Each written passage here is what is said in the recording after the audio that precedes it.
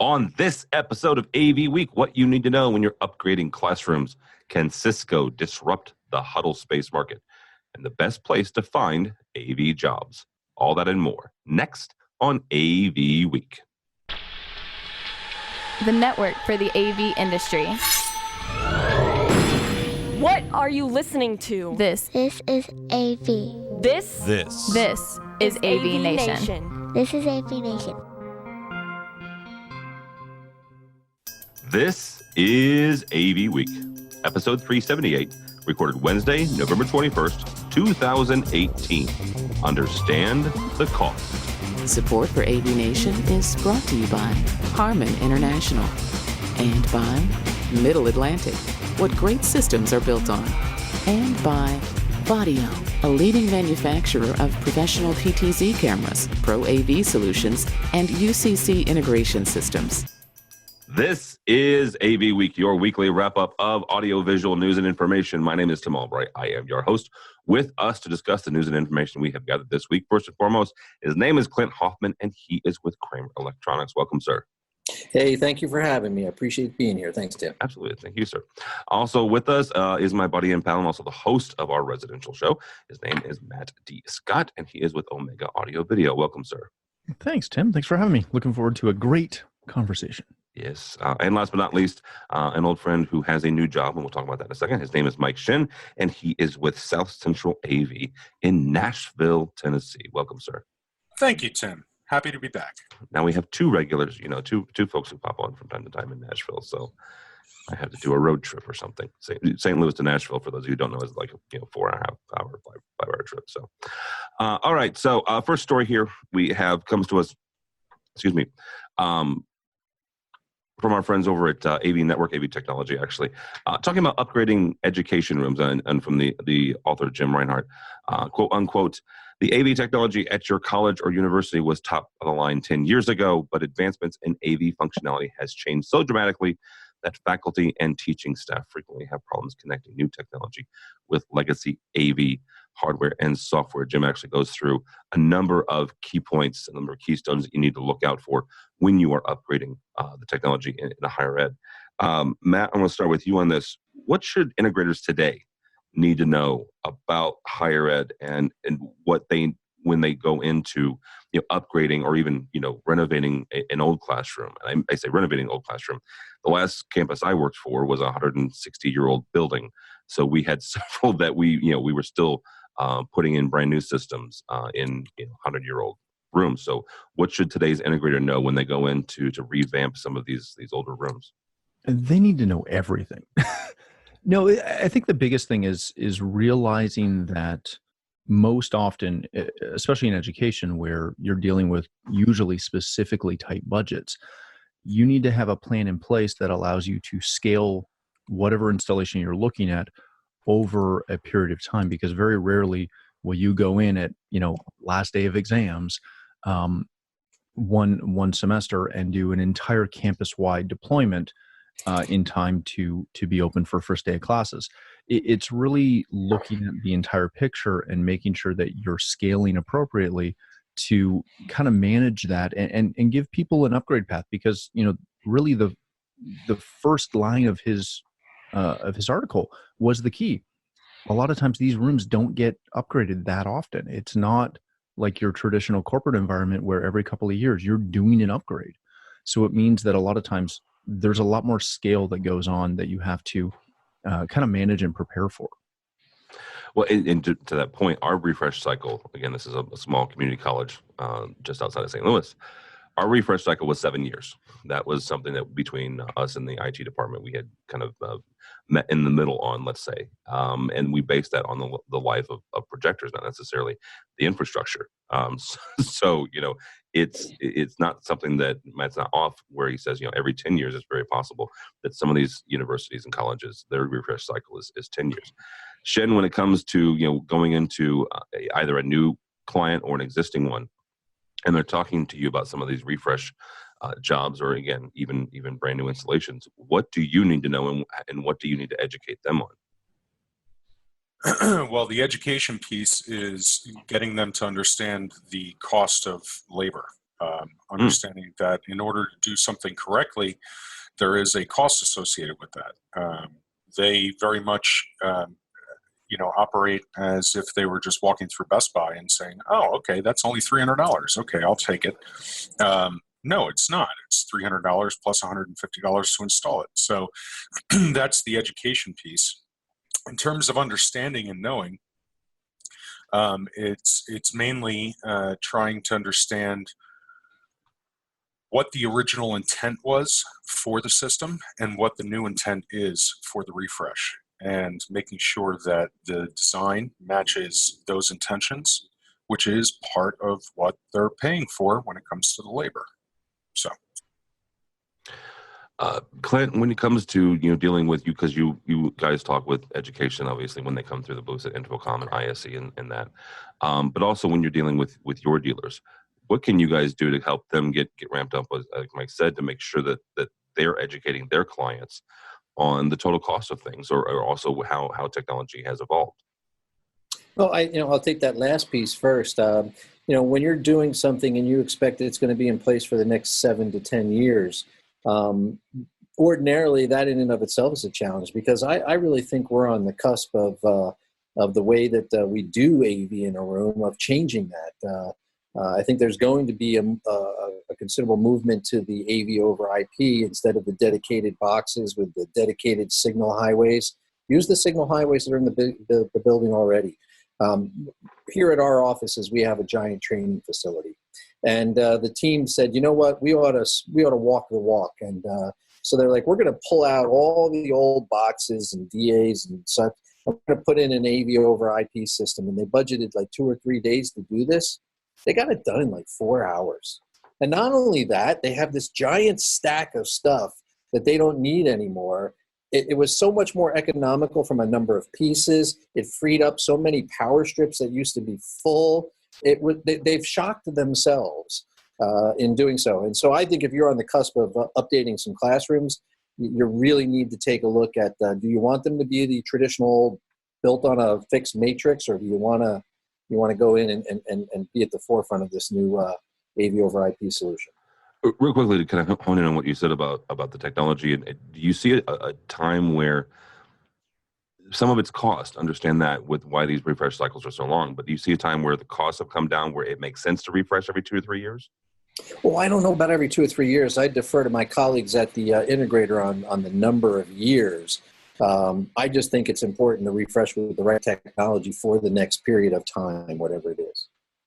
All right, very good. Our next story comes to us from Commercial Integrator. They interviewed a young man named Perry Chapman. Perry started a Facebook group to help folks find jobs in AV. It's called AV Job Finder. And I want to read a quote on here real quick, and we'll start asking some of the questions. Jim, we'll start with you on this. Much of the reason, quote unquote, I formed the group is that I was let go from a company and trying to find a job after that was difficult. I had just had a kid, so I was a little desperate. I was getting hits on my resume here and there, but mostly in areas that I wasn't interested in. This is one of several locations on the internet that AV folks can find jobs. I mentioned the fact that you started a new job. You had just started in the last month with your company. Where have you found both a good place for folks who are looking for jobs to find employment, but also as an employer and a manager, where have you found some of the best places for you guys to find people? okay, so first of all, it's South Central AV. Thank you. I have found some of the best talent in my career, which is 16 years long now, by really cultivating the youth and young people coming out who are interested in learning and interested in growing within the industry. Obviously, because of my association with Ignite, that sounds like I'm blowing smoke. But and real quickly, explain to people that they're not familiar, what is Ignite? NSCA has a program called Ignite, which is to encourage young people to come out of their technical schools or their colleges and enter into our industry, as opposed to chasing down a job in other industries. That's the main mission, and you can find out more at nsca.org. But I have found the greatest success being taking someone who's brand new to the industry. It doesn't have to be somebody young, just somebody brand new to the industry, and training them on the way that my company operates. And I can then cultivate that and invest in their training to help them be the right employee for our organization. Retreads, as they say, which I am one now of 3 organizations. Retreads oftentimes can't really be trained or don't want to be trained. They do it their way, and it's the highway otherwise. So that's what I've found success with. Well, this is, Clint's worked for Kramer for a number of years, but this wasn't his first job. So, Clint, when inside Kramer, or maybe when you're talking with integrators, what are some of the best places you found for folks looking for jobs and also folks looking for AV talent? Well, you never want to, I'm going down a path and I'm pausing because I want to come back. Let me circle back on this one. Yeah. So, let me talk about the here and now, if I may. We're in a period of record low unemployment in the U.S. And that's actually causing some serious headaches for me as a manufacturer trying to find talent, but also for me as a manufacturer trying to protect talent. All my really good people are being recruited aggressively on a day-to-day basis because it's hard to find people in a market when there's record low unemployment. And so I'm in both an offensive and a defensive mode nowadays. In terms of where to find people, you used to be able to put ads in the local paper and do the job board for Infocom and NSCA, and you'd find a nice candidate. And that's not even necessarily the case anymore. You almost have to either hire a recruiter and essentially go look at people who are happily employed somewhere else. And it's happening to me. So I also have to say it's probably happening the other way around as well.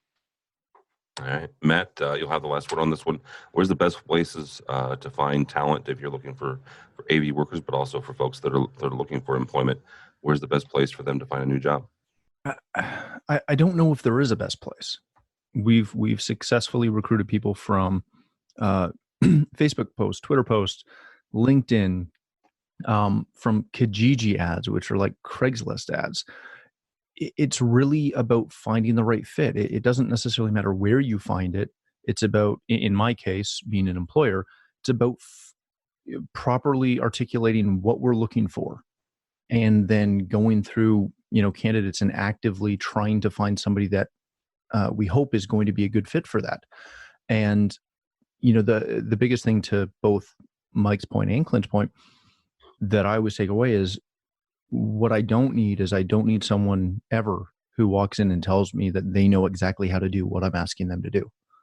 Because 9 times out of 10, there's going to be multiple ways to do something. And I need somebody who can learn how we do things and how our company operates. And, if you can show me that you're willing to learn, if you at least have an open mind, we have a lot more potential with those people. But as far as finding one place, I don't know if there's really one best place. We've, through our network here, we've featured a lot of different, job hunting groups. We've also, we've got a lot of friends who are currently looking. And Tim, this, we've done a lot of stuff to try and help some of those people find work. And I'd argue that half the time, the best way to find a new job or to find some new talent is to reach out to your friends and ask them who they know who's looking. Because Can I say? Go ahead. No, you can't say anything. I was talking. Sorry. Be thankful for your time, Clint. Go ahead, Clint. Go ahead. Well, no, I just want to capitalize on what you were just saying and even add one more layer to it. It's like, the inside industry joke has always been that you go to a family picnic and somebody asks you what you do and you say, I'm in the pro AV industry, and they have no idea what that is. even when you get done explaining, if you need a display and an ability to connect to it in a conference room, classroom, or boardroom, they're still, looking at you with a blank stare. So we're this like little isolated industry, and we could be hiring somebody who yesterday was selling hair care products, and they come into the AV. That's the nature of our industry. And then the other things, I get these resumes now, and people are moving around every 2 years. And in the past, you would have thought, well, that's bad. But nowadays, it's just so commonplace with the nature of, I guess, millennials or whatever the current term is. And so it's not necessarily a bad thing, which is hard for an old guy like me to get used to. So Well, and the crazy thing to that point, Clint, is in my company, and we do both commercial and residential, and we have a full IT division. Some of the best people, specifically for the residential side, that we've ever had come out of construction. And they do not have technical AV know-how at all, but we can teach that. But they have a deep understanding of construction methods. So when we go into a house to renovate it and, work in an existing environment, they're rock stars. So I'm going to ask a dangerous question, and any of the three of you can answer this or just tell me I'm crazy. You're crazy. Matt, you've said this a couple of times about being teachable, and actually Shen, you did as well. What if somebody comes in that has a world of knowledge about something, and maybe they know more than you? At what point they need to do certain things with your standards or your processes, but maybe they have a better way? How do you get that? How do you get that out of them with, at the same time still trying to train your ways? Wait a minute. Hang on. No, that's everyone you hire, Mike. They all know better than you. I'm a millennial. Nice try. And no one knows better than I do. I know. Sure. Yes, there's a generation behind you, just for the record, that's already in the workforce. They know better than you. You're already the old man. If I can go ahead, Matt. If I can jump on that, what I would say is, I would argue that I've dealt with this a ton being a younger owner, right? Hiring people that are older than me almost exclusively, and very often have them come and, son, I've been doing this a long time. Let me show you how we do it. Okay, first of all, don't start the sentence out with son. Let's start with that, right? That happens a lot to me. I've had that countless times. You look like you're 12. That's why. Exactly. That's why I have the beard. The biggest thing for me is any. Oh, you too? Pretty much. I have the beard, but basically my face runs right into my neck, and I don't have a jawline. So this kind of gives me one, At least yours isn't painted on like Mike's is. Oh, really? Okay. The biggest thing for me when we bring somebody in is I hope that most times I can hire someone who's smarter than me. I want better people than me who have better knowledge. It comes down to, one, respecting that if you know what you're doing, I still expect you to treat me as your boss with the respect to listen to me. And if I say, hey, we're doing it this way, then you do it that way because I'm still your boss. But if you've got a good idea, or if you look at it and go, that's not the best way to do it, I'm perfectly okay with that. But let's have a respectful conversation about it. And most importantly, and this is the one that's killed me multiple times, don't you dare ever say that in front of a client or a customer. My God, just don't ever say it in front of a client. Oh, that's not the best speaker to sell. You should have sold them this one. It's way better for this application. That's how you get fired. If you have a ton of experience, and a lot of times, Tim, you've taught me this. It's the one thing. The phrase of, I don't know what I don't know. But if I bring somebody in and they've got more knowledge than me or more expertise than me, I want to learn from them probably more than they want to actually learn from us. But it's how you approach it. Yeah. Time and place, everything. And the chances are, Matt, that they do know more than you or myself or any owner would ever be able to bring into the organization. The difference there is managing that knowledge and getting it documented and sharing it amongst the rest of the team, and creating a standard.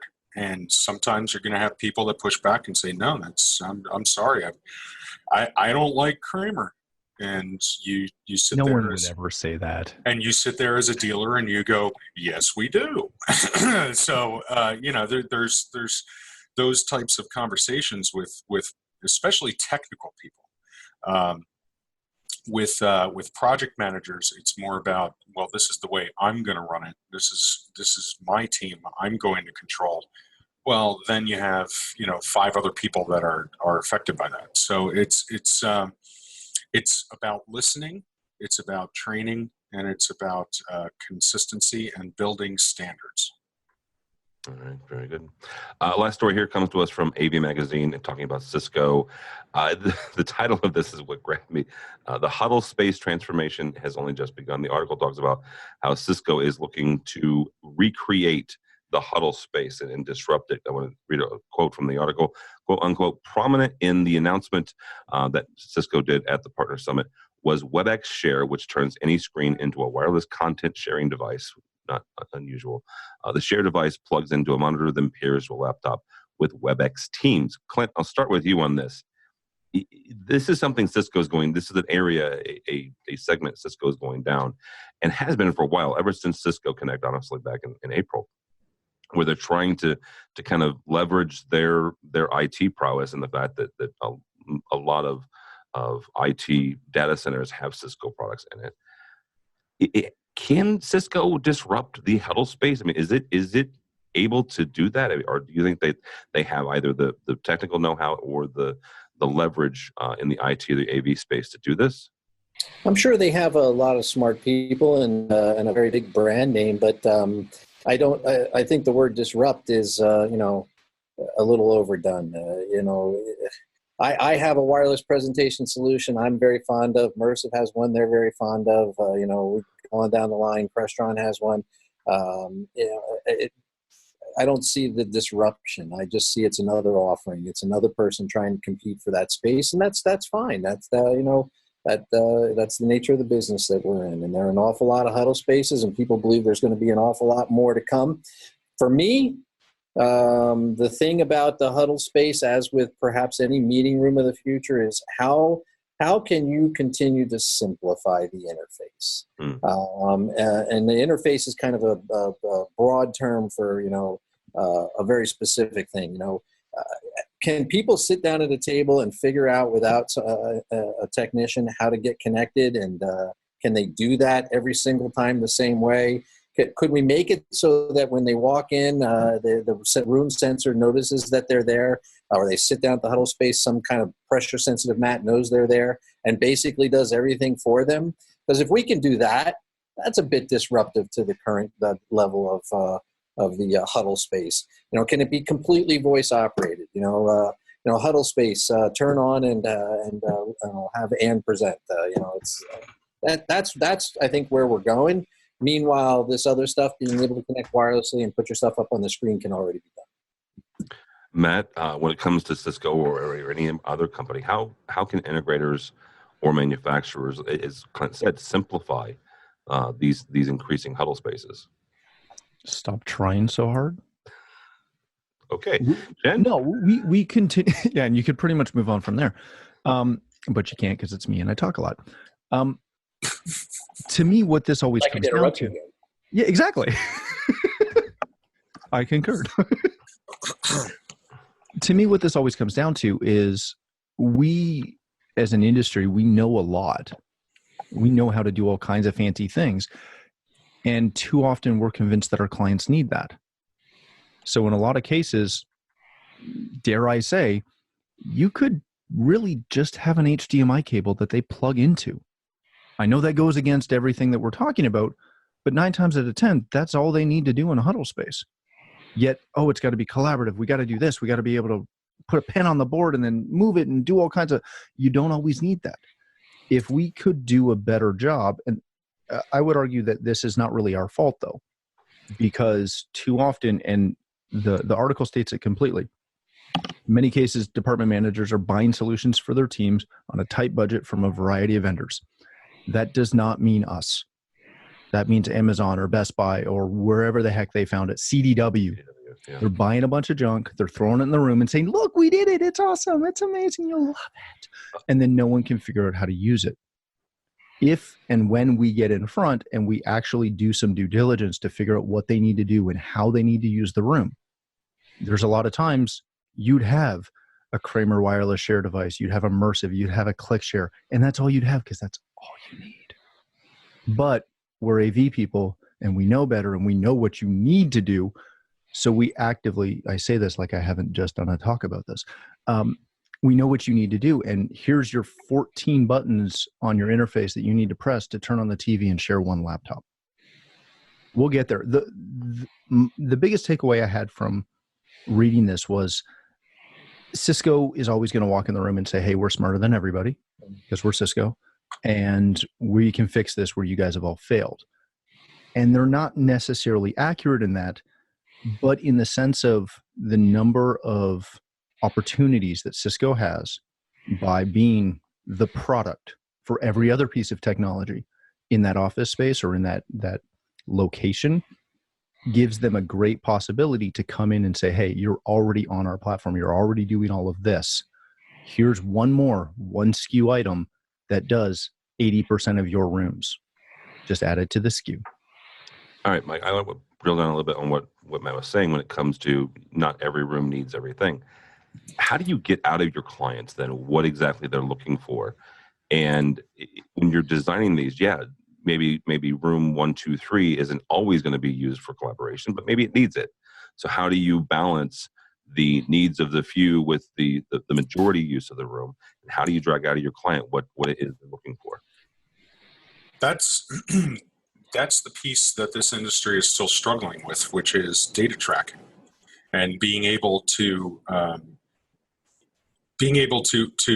gather the feedback and the information on what the rooms are being used for, and then make adjustments accordingly.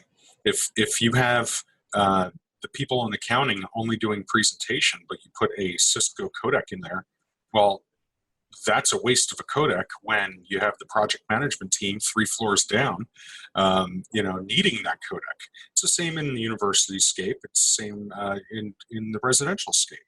It's about making sure that you are providing the best solution. And I will reiterate what Matt just said. Keep it simple, stupid. I did not call anyone stupid. I did. I thought it, but I didn't say it because I'm polite. I'm calling you stupid, but that's neither here nor there. Thanks, buddy. So let me add one thought, if I may, because it ties right into what Matt and Mike just said. And so we came out with a wireless presentation and collaboration device a number of years ago, 3 or 4 years ago. We call it our VIA line of products. And so we're sitting around and we're thinking about how do we best effectively position ourselves and how do we sell this product most effectively and market this product most effectively. And we're like, okay, well, our benefit is, everybody, there's a bunch of people that let you connect wirelessly and present, but we got all these collaboration features. You can whiteboard and you can share files and you can start third-party software. And I'll tell you, we honestly came up with an analogy that led us to our marketing philosophy initially, and it was from the movie Crocodile Dundee. And that scene in the movie Crocodile Dundee where he's being attacked by the muggers, and then he pulls out from the back of his back a giant monster knife. He says, "You think that's a knife? This is a knife." Now that's a knife. That was going to be our take on. There you go. I'm seeing a knife. That was going to be our take on how to market our product against the competition. We got all this other great stuff that you need. You know what? It's been several years. We're very effective at selling our product, and we're very pleased with our product. Very few people use any of the collaboration features. They just want to connect and present. That's it. Lesson learned. That's a knife. All right. That'll be a good way to end it. Gentlemen, thank you guys so much. Mr. Mike Shin, thank you, sir. Thank you, Tim. How do people find you or South Central AV? On Twitter at AXPMike. You can find me on all the social medias and southcentralav.com. All right, very good. Mr. Clint Hoffman, thank you, sir, as always. Well, thank you very much. I know this will probably be heard after Thanksgiving, but I'd like to wish you guys a very happy Thanksgiving. And you can find Kramer at www.kramerav.com. All right, very good. And Mr. Scott, thank you, sir. Thank you for having me. Absolutely. You can find me at Matt D. Scott on Twitter, at AVNation, at Cedia, at OmegaAudioVideo.com. Very good. As Clint mentioned, you'll see this after Thanksgiving, but we are recording this the day before. So happy Thanksgiving to you, gentlemen, and hope all of those in the U.S. had a happy Thanksgiving, and those of you outside the U.S., I hope you had a happy Thursday. So I'm having a happy Thanksgiving. well, Matt's a little different. Matt celebrates everything. But if you'd like to follow us and see more about AVNation, go by the website, avnation.tv, avnation.tv. You'll find this program and a host of others, including Matt's. Matt's show, AVWeek, is AVWeek for the residential market. He does it posts every single Wednesday. Also, while you're there, check out our supporter section. These are the folks who support us financially, help us bring you AVWeek and ResiWeek and all the others, and ISE in a couple of months. And Kramer is one of those, and we thank them for their support. So check all that out and more at avnation.tv, avnation.tv. Thanks so much for listening. Thank you so much for watching. That's all the time we have for AVWeek.